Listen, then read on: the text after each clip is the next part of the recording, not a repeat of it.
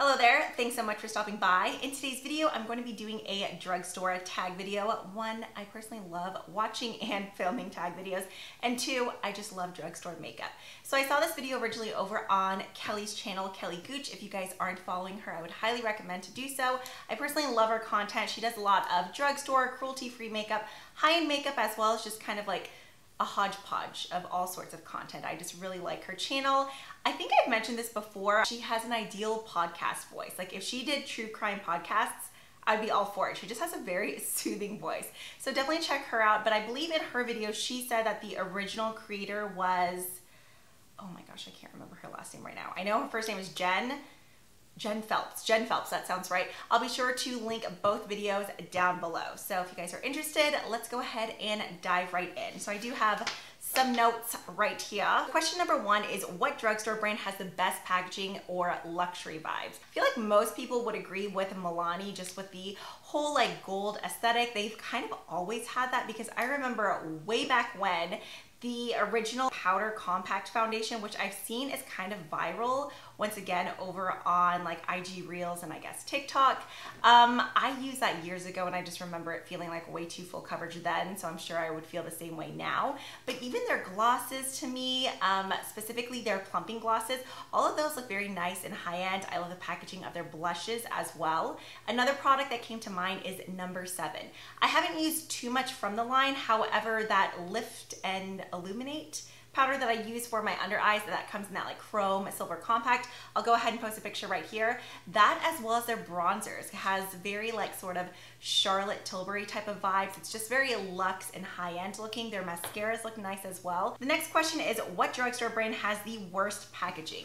Okay, so I have two for this question, mainly because one is the worst, but it kind of matches with the price range, and then the other one, I just feel like it's so cheap for the price range that it is. So let's go ahead and start off with the more affordable brand, Essence. While they make great products, their packaging is just very kind of lightweight and cheap. I mean, I guess it's okay because the actual price range of Essence is so affordable, so I don't mind quite as much. Like for instance, that Pure Nude highlighter, I'm pretty sure that I have snapped on the lid of that compact back on like 2 or 3 times. Like if you drop it once, it just pops off. As long as you don't break the actual clasp of it, you can click it back on. But yeah, it's just really cheap packaging. However, NYX is way more expensive than Essence, but the packaging sucks in my opinion. I recently purchased their, I can't even remember the name now. I think it was like Luminous Serum Foundation.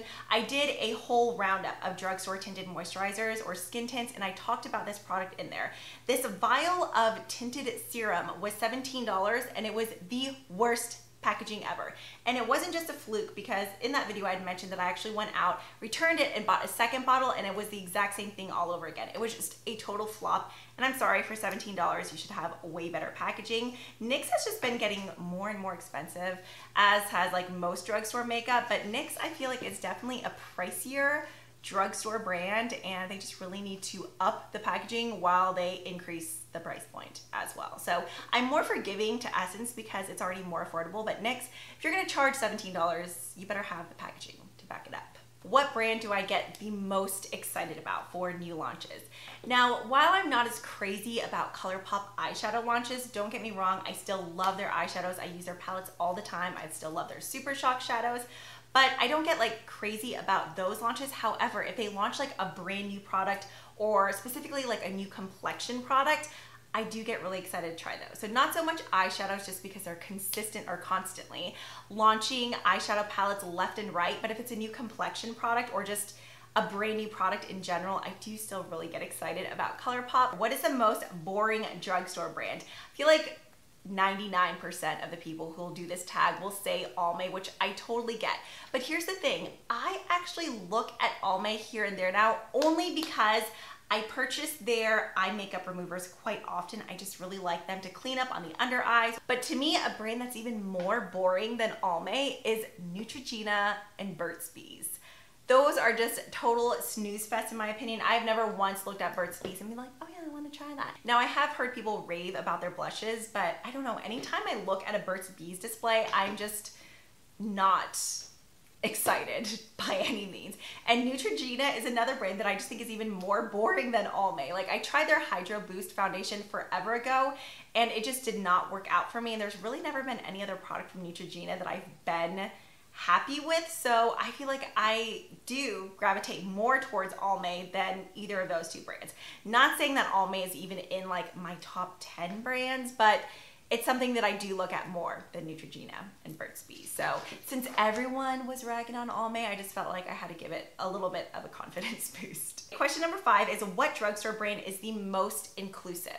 Now, originally I was going to say Makeup Revolution. If you look on their site, both in store, but more so on their site, which that does happen with a lot of brands, even like Maybelline, if you can't find your shade, sometimes they'll have more online, which don't get me wrong, I totally agree that they should have all the shades available in store, but Revolution has a lot of shades. And I want to say that they're inclusive because not only with their actual products, but their visual marketing. And I just feel like they are very inclusive. But sometimes their undertones can be a little bit weird. Like with their foundations, I notice one line of their foundation will be very, very yellow undertoned and another one may have like too many pinks in the pale range where, yeah, you could be really, really fair, but you might still have yellow undertones. So while it's a large shade range, sometimes the undertones won't be quite just right.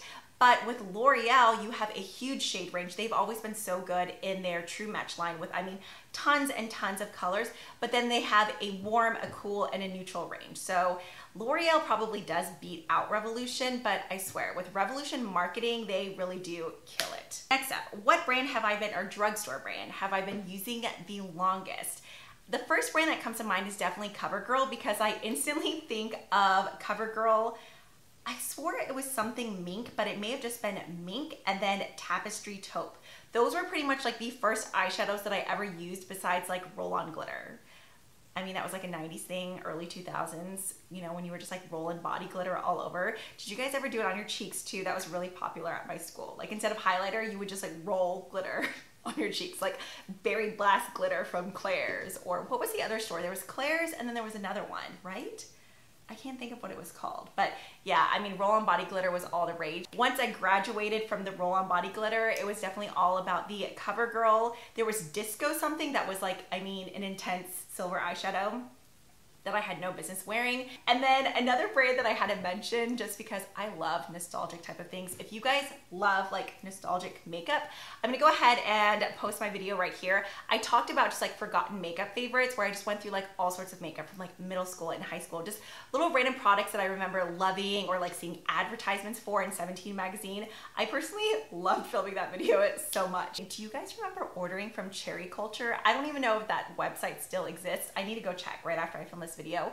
But I remember like I was never able to find NYX in like physical stores around me, so I would always order products. And I remember like, the square panned eyeshadows that were like divided into 4 little squares, and then the classic black bullet lipsticks. This was before the butter glosses came out and were really popular, but then I remember someone found out like you could pop off the bottom of the NYX lipsticks and that was like the actual shade because there was like a sample of the product in there.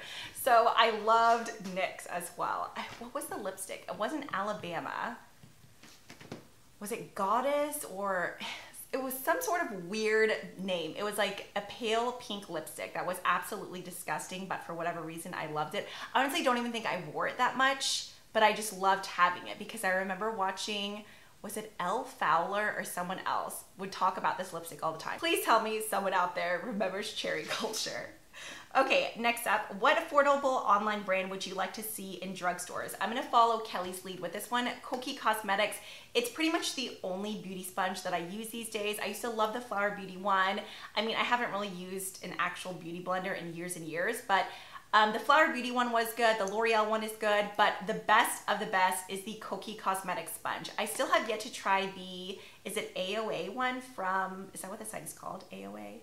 Or isn't it called something else? Oh no, it's called Shop Miss A. I've heard a lot of people rave about those like $50, $60 sponges as well, but the Kokie Cosmetics one is just freaking amazing. It's like $5.50, maybe $6.50. It's so good. They make great lip products, lip liners. I just really love the brand. I know they're available like in Rite Aid and what's the other really popular drugstore? I don't even know if we have Rite Aids in Houston. I've personally never seen a cookie display, which I know some people, or I've heard somebody actually call it cookie before. It's koki. The logo is an elephant, and in Korean, an elephant is kokiri. So yeah, koki. There you go. Fun fact for the day.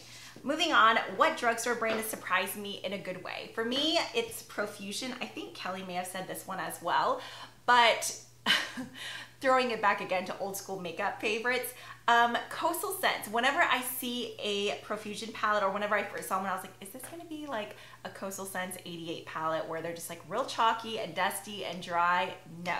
Don't get me wrong, there are some like hits and misses in a Profusion palette, but I feel like you're gonna find that in a high-end palette as well. I've talked about the Mirage palette from Profusion I don't know how many times. If you love warm tones mixed with purples and violets, that palette is beautiful. You can get massive palettes for like 12 to 15 bucks. Another product that I love from Profusion is their Flick It or Wink. It's this micro liquid eyeliner, and it's amazing. If you suck at liquid eyeliner, you have to get this one. It's $3 and it's so easy to control just because it's a very short and super micro tip. Not something you would usually want in day-to-day life in other instances, but with the liquid eyeliner, it's perfect. What is the best affordable brand? Now I know like instantly probably like e.l.f. or Essence, as I mentioned that brand earlier, comes to mind, but for me it has to be Wet n Wild, and it's mainly because of their Photo Focus foundation. I know, Photo Focus Dewy foundation. I talk about this foundation all the time. I still cannot get over the price point. It's either $6 or $6.99, and it's my most used foundation. I absolutely love it. I have so many high-end foundations, and I still gravitate towards the Photo Focus Dewy on a regular basis. Whether it's like hot and humid outside or cold and dry, it just always works for my skin. I absolutely love the finish, the longevity, the coverage. It's just perfection to me. If that foundation was $40, I would still buy it. The last question is, what drugstore brand has improved the most? e.l.f. Hands down. Even when e.l.f. was like $1 and came in quad white packaging eyeshadows, I still purchased those. Do you guys remember when they would do like free shipping? I would go insane and order like everything. Even the stiff, hard eyeliners that never smoothed out, they would basically puncture your eyeball if you got too close to your waterline. They were so dry. While yes, the price has increased, the quality has also changed and just improved by miles. I love their putty primer. The e.l.f. Ultimate Blending Brush for $6 is hands down the best drugstore brush. My go-to use for that brush is with my cream bronzers, whether it's the Huda Beauty one.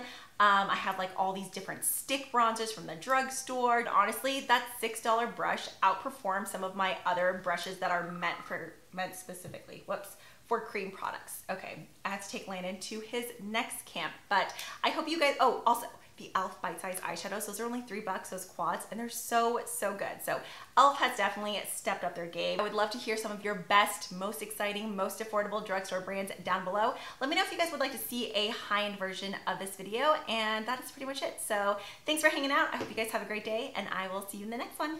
Bye.